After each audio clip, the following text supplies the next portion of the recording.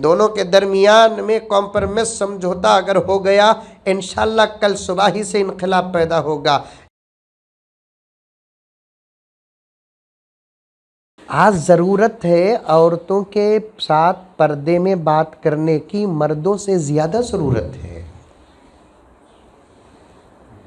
توجہ چاہتا ہوں مولانا، جب سے عورتوں کا ماحول خراب ہوا ایک عرصہ ہو گیا ماؤں نے ٹیپو جیسا بچہ پیدا کر کے، سچ کہتا ہوں ہزاروں کے مردوں کے مجمع میں بات کرنے پر مجھے اتنی خوشی نہیں ہوتی۔ 10 عورتیں بھی اگر پردے میں بیٹھی ہیں مجھے حکم دیا جاتا ہے تو خدا کی قسم میں بہت خوش ہو جاتا ہوں۔ اب محنت کرنے کا میدان وہی ہے، اصل بھی ہے، ضروری بھی ہے۔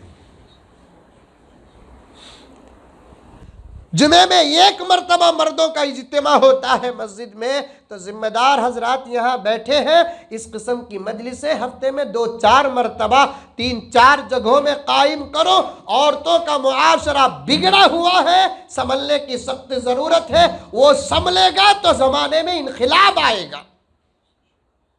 اب 2 ہی لوگوں کے کاندھے پہ ذمہ داری ہے،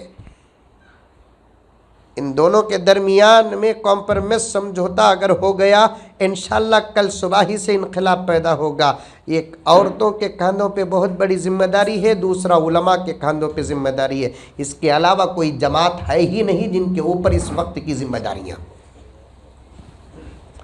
صاف صاف بات، نہ سیاسی لوگوں کے کاندھے میں ذمہ داری ہے، نہ غیر عالم کے کاندھے پہ ذمہ داری ہے، کسی شعبے کسی طبقے کے اوپر کوئی ذمہ داری نہیں ہے۔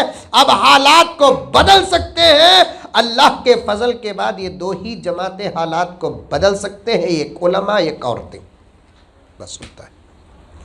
عورتیں صرف ایک اچھا میٹیریل ہمارے حوالے کرے، انشاءاللہ تعالی ہم ان کو بنا کر سجا کر سوار کر دشمنوں کے خلاف میدان میں اتاریں گے۔